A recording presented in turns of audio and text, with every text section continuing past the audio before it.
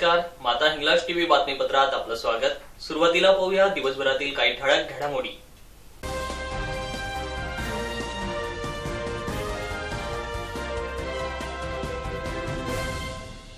ठेलारी समाज बांधव आजही शासनाच्या लाभांपासून कोसो दूर।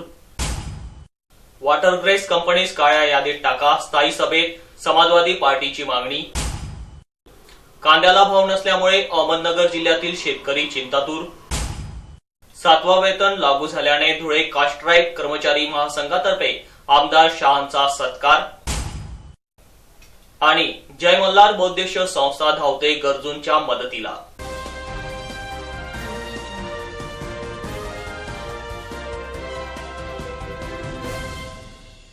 आता पाहूया बातमीपत्र विस्ताराने। शासनाच्या योजनांचा लाभ मिळत तर नाही, मात्र अन्याय अत्याचाराचा सामना देखील करावा लागतोय। म्हणून शासनाने ही बिकट परिस्थिती लक्षात घेऊन सदर योजनांचा लाभ व मेंढ्या चारण्यासाठी जंगल उपलब्ध करून द्यावे, अशी केविलवाणी मागणी ठेलारी समाज बांधव करतायत। ठेलारी समाज आज संख्येने अल्प असला तरी शासनाच्या कुठल्याच योजनांचा लाभ या समाजास नाही। आजही या योजनांपासून हा समाज वंचित आहे। आजही जंगल रानवटा येथे आपलं गुजराण करताना हा समाज दिसतोय। सध्या तर मेंढ्यांनाही चारा उपलब्ध होत नसल्यामुळे मोठं आर्थिक संकट कोसळतंय। जंगलात मेंढ्या चारण्यासाठी गेले असता संबंधित वन विभागातील कर्मचाऱ्यांतर्फे मारहाण केली जाते। त्यामुळे शेत शिवार फिरून मेंढ्यांना चारा उपलब्ध करून द्यावा लागतोय। त्यात ज्या शेतकऱ्यांच्या शेतात कापूस वेचणी झाली अशा शेतकऱ्यांच्या शेतात रात्र 2 रात्र मेंढ्या बसवून कापसाची झाडे उपटून द्यावी लागते। मात्र सध्या या शेत शिवारांमध्ये कापसाची झाडे उपटल्यामुळे आता गहू हरभरा पेरणी सुरू झालीय। त्यामुळे पुन्हा आता चाऱ्यासाठी वणवण फिरावं लागणार आहे। त्यामुळे शासनाने वन चराई उपलब्ध करून द्यावी, अशी मागणी ठेलारी बांधव करताय। साक्री तालुक्यातील निजामपूरहून शेंदखेडा तालुक्यातील मालपूर गाव परिसरात गेलेल्या बापू चिंदा ठेलारी, कैलास बापू परडकर, बालम बापू गोईकर, प्रकाश ठेलारी यांनीही समस्यांचा पाढा वाचून शासनाकडे मागणी केली आहे। कैलास, आम्ही निजामपूरकडून आलेले आहेत। आम्हाला सरकारने म्हणजे बोमेंट पाळ करता आम्हाला जंगल सूट द्यायला पाहिजे व आम्हाला जित्राब आम्हाला लोक चढ देत नाही, आम्हाला असे काय करतात, मारहाण करतात। तो वो आम्हाला जंगलने आम्हाला मेंढ पाळ करता, तो वो आम्हाला जंगल सूट करायला पाहिजे, जंगल द्यायला पाहिजे कुठे बी आम्हाला असं मेंढ पाळणाऱ्यांना। शासनाने काय काय अनुदान द्यायला पाहिलं बरं तुम्हाला? आम्हाला जंगल द्यायला पाहिजे, कुठं बी असं फारेस्ट तर आम्हाला फॉरेस्ट मध्ये गेलो नाही आम्हाला तर मार चालू करतात, कुठं आणतात। म्हणजे आम्हाला बहुत जंगल म्हणजे शूट करायला सरकारने, आम्हाला दुसरं काहीच नाही हे द्यायला पाहिजे। व आम्हाला म्हणजे काय बी गरीब लोकांना आम्हाला पैसा नाही तर जंगल शूट करायला पाहिजे, म्हणजे काय बी द्यायला पाहिजे आम्हाला। काही नाही आलेलं होतं, काही नाही म्हणजे आले नाही होतं। आम्ही जंगल फिरतात, आम्हाला कोणी नाही आलेलं, आम्हाला म्हणजे हाण मार करतात। आम्हाला पगार बी काहीतरी चालू करायला पाहिजे आम्हाला गरीब लोकांना। म्हणजे आम्हाला ठेलारी आधी म्हणजे ठेलारी येत ना खाणे काय गावात बी आम्हाला घुशी देतात, म्हणजे खाण्यासाठी काय बी द्यायला पाहिजे आम्हाला।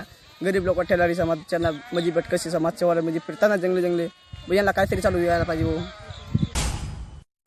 धुळे महापालिकेच्या एकूण 197 जागा करारात दिल्या असून ज्या करारांची मुदत संपली आहे अशा जागा ताब्यात घेण्याची कार्यवाही तातडीने करावी।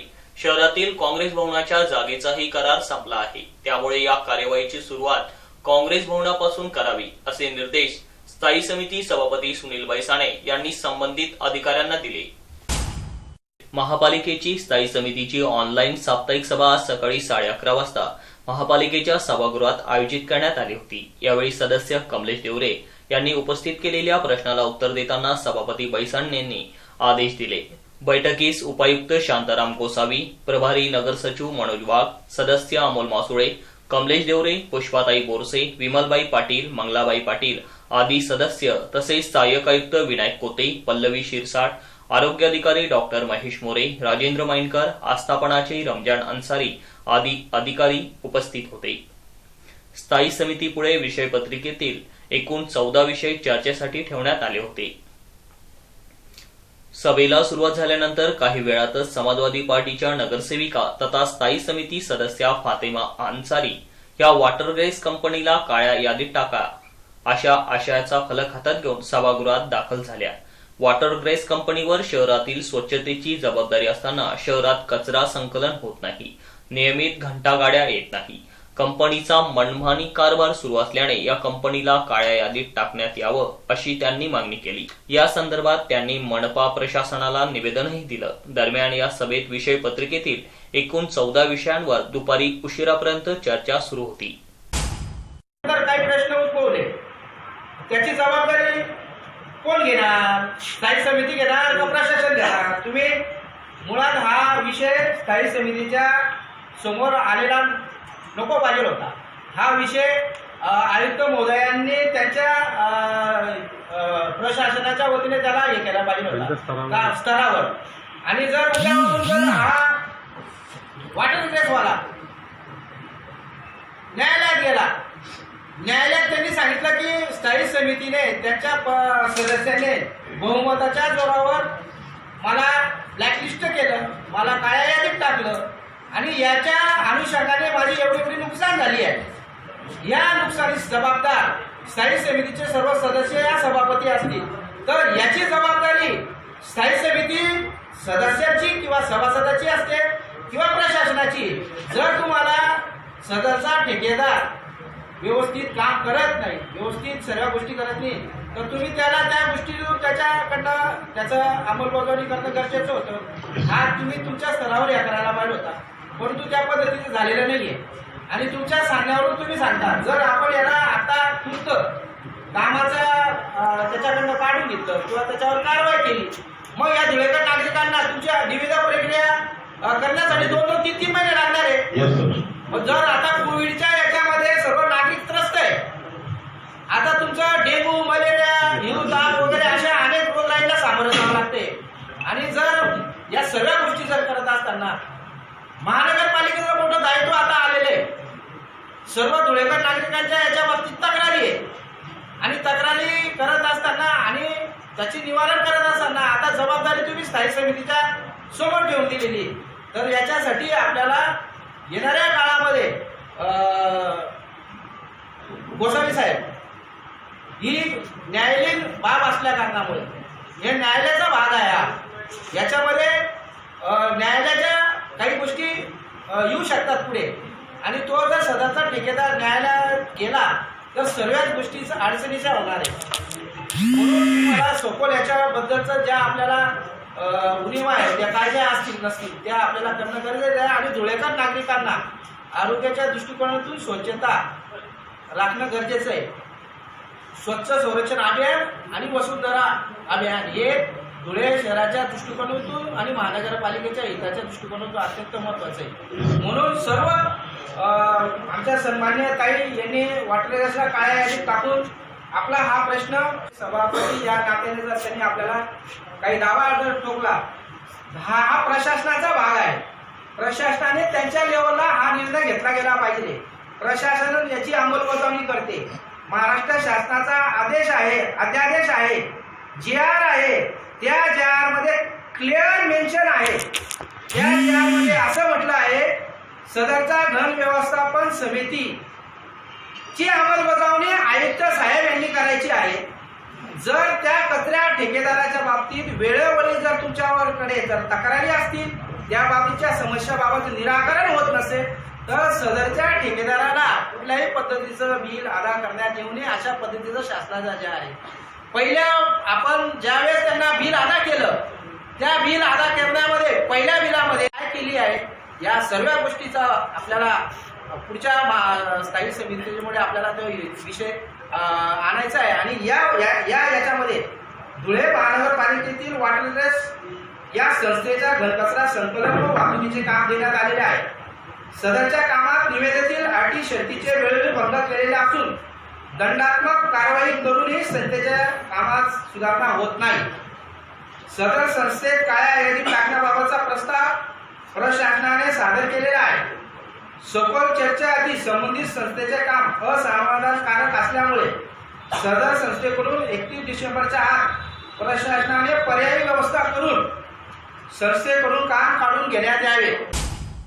अहमदनगर जिल्ह्यात कांद्याला म्हणावा तसा भाव मिळत नसल्यामुळे येथील शेतकरी हवालदिल झाले आहेत। कांदा लागवडीचा खर्चही निघणार नसल्याच्या प्रतिक्रिया शेतकऱ्यांमध्ये उमटू लागल्या आहेत। अहमदनगर जिल्ह्यात सध्या कांद्याचं पीक काढण्यायोग्य झालं आहे. काही ठिकाणी कांदे काढूनही झाले आहेत, परंतु कांद्याचे सध्याचे दिवसागणिक उतरणारे भाव बघून कांदा उत्पादक शेतकरी पुरता हवालदिल झालाय. आठवडे बाजारात 15 रुपये किलोपर्यंत दर घसरत आले असून केलेला खर्चही न निघण्याची भीती शेतकऱ्यांमध्ये निर्माण झाली. त्यात यंदा पावसामुळे कांदा जास्त वाढ न झाल्याने बारीक तयार झालाय. त्यामुळे बाजार मूल्य घटणार, शिवाय घरातून मजुरी घालायची वेळ आलेली आहे. अहमदनगर जिल्ह्यात निघोस, वाडेगव्हाण, राळेगण सिद्धी, टाकळी, कान्हूर या भागात आळे फाटावरून माळशेत घाटाखालील सरळवाड, मुरबाड या गावातील आदिवासी मजूर भाड्याने आणले जातात. स्थानिक लोक मिळत नाही म्हणून तसेच जामखेड, कर्जत, राहुरी, कोपरगाव, श्रीरामपूर, पुनतांबा, शिर्डी या भागात गेवराई, बीड, जालना या भागातून मजूर भाड्याने आणले जातात. त्यांचा येण्याचा, मुक्कामी व्यवस्था, जाण्याचा खर्च, रोजच जेवण, शिवाय मानसी 300 रुपये रोज इतका त्यांना पगार द्यावा लागतोय. एवढा उपद्व्याप करूनही कांद्याचं होणारं नुकसान बघून शेतकरी चिंतेत पडलाय. दलालांची मुजोरी, नफेखोरी, उत्पादक शेतकरी मात्र कर्जबाजारी अशी अवस्था सध्या दिसते. योग्य भाव शासनाने द्यावा एवढीच येथील शेतकऱ्यांची मागणी आहे. धुळे शहराचे विद्यमान आमदार डॉक्टर फारुख शाह यांच्या पाठपुराव्यामुळे मनपातील कर्मचाऱ्यांना 7वा वेतन आयोग लागू झाल्याने आज कास्ट्राईक कर्मचारी महासंघ धुळेतर्फे आमदार डॉक्टर फारुख शाह यांचा पुष्पगुच्छ देऊन यथोचित सत्कार करण्यात आला.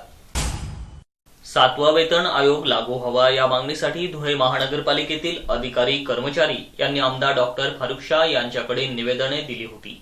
या मागणीच्या निवेदनांची दखल घेत आमदार डॉक्टर फारुख शाह यांनी नगरविकास मंत्री एकनाथ शिंदेंसह मुख्यमंत्री उद्धव ठाकरे यांना निवेदन देऊन मनपातील अधिकारी कर्मचाऱ्यांना 7वा वेतन आयोग लागू करण्याची मागणी केली होती. आणि बघता बघता आमदार डॉक्टर फारुख शाह यांच्या मागणीच्या निवेदनांना तथा त्यांच्या सततच्या पाठपुराव्याला अखेर यश येऊन अधिकारी कर्मचाऱ्यांना 7वा वेतन लागू झालाय आणि अधिकारी कर्मचाऱ्यांमध्ये दिवाळीच निर्माण झाली. आणि अधिकारी कर्मचाऱ्यांनी आज आमदार डॉक्टर फारुख शाह यांची प्रत्यक्ष भेट घेत त्यांना पुष्पगुच्छ देऊन सत्कार करून त्यांचे आभार मानले. यावेळी DS आखाडे, शिरीष जाधव, सुनंद भामरे, जमील अन्सारी, संजय माईनकर, मुस्ताक अन्सारी, राजकुमार सूर्यवंशी, भट्टू पाटील, मुस्ताक शाबीन, अशफाक शेख, राजू जाधव, राजू गवळी आदी उपस्थित होते. राष्ट्रीय कर्मचारी महासंघ व माझे संयुक्त पदाधिकारी मुकुंद साहेब, सुनंद भामरे, शिरीष जाधव भाऊ आणि सगळे पदाधिकारी रात्रीच महासंघाला माहिती मिळाली की माननीय आमदार महोदय साहेबांनी मंत्रालय स्तरावर सतत आणि सातत्यपूर्ण प्रयत्न करून कसोशीने प्रयत्न केले. माननीय नगरविकास मंत्री एकनाथ शिंदे यांच्या सदर फाईल गेली असता त्यावर स्वाक्षरी झाली आहे ही माहिती मिळाल्याने कास्ट्राईक महासंघाने आणि सगळ्या पदाधिकाऱ्यांनी माननीय आमदार महोदयांचं महासंघाच्या वतीने एक जाहीर सत्कार करावा असं ठरलं आणि त्यासाठी आज सगळे महानगरपालिका कर्मचारी, अधिकारी आणि महासंघ पदाधिकारी यांनी आज एकत्र येऊन माननीय आमदार महोदय फारुखजी शाह साहेब यांचा इथं एक कर्मचाऱ्यांच्या वतीने भव्य सत्कार आयोजित केला होता आणि सत्कार आयोजित करून सगळ्या महापालिकेच्या वतीने माननीय आमदार महोदयांचं आभार आणि ऋण पासून शहराच्या विकासासाठी असेल किंवा कर्मचाऱ्यांच्या हितासाठी असेल सतत अतिशय जागरूकपणे आणि प्रामाणिकपणे ते सतत कार्यरत असतात.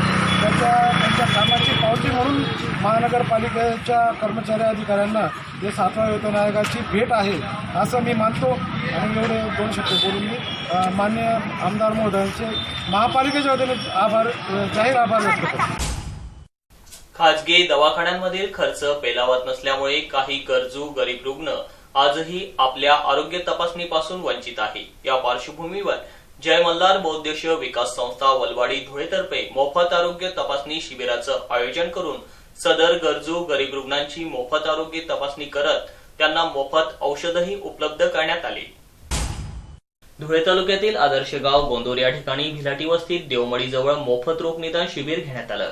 सदर कार्यक्रमाचं आयोजन जय मल्हार बहुउद्देशीय विकास संस्था वलवाडी तालुका जिल्हा धुळे व SPM कॉलेज मेडिकल कॉलेज यांच्या संयुक्त विद्यमाने सदर मोफत रोग निदान शिबिर राबवण्यात आलं. यावेळी मोठ्या संख्येने रुग्ण नागरिकांनी, ग्रामस्थांनी या रोग निदान शिबिराचा लाभ घेतला. सदर शिबिरात कान, नाक, घसा, सर्दी, खोकला, ताप या आजारांवर कोरोना चाचणी, तपासणी अशा विविध सर्व प्रकारच्या तपासण्या यावेळेस करण्यात आल्या. सदर तपासणी केल्यानंतर या ठिकाणी सदर रुग्णांना गोळ्या, औषधे देखील वाटप करण्यात आले.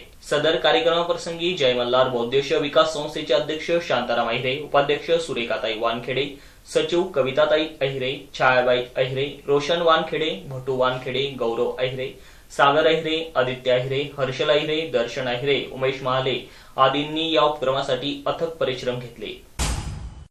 शेवटी पुन्हा एक नजर ठळक घडामोडींवर. ठेलारी समाज बांधव आजही शासनाच्या लाभांपासून कोसो दूर. वॉटरग्रेस कंपनीज काळ्या यादीत टाका, स्थायी सभेत समाजवादी पार्टीची मागणी. कांद्याला भाव नसल्यामुळे अहमदनगर जिल्ह्यातील शेतकरी चिंतातूर. 7वा वेतन लागू झाल्याने धुळे कास्ट्राईक कर्मचारी महासंघातर्फे आमदार शहांचा सत्कार. आणि जय मल्हार बौद्धिक संस्था धावते गरजूंच्या मदतीला.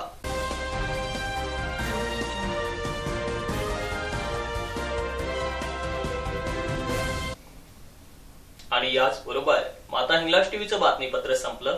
पुन्हा भेटूया पुढील बातमीपत्रात. तोपर्यंत पाहत राहा फक्त माता हिंगलाज टीव्ही. जय हिंगलाज.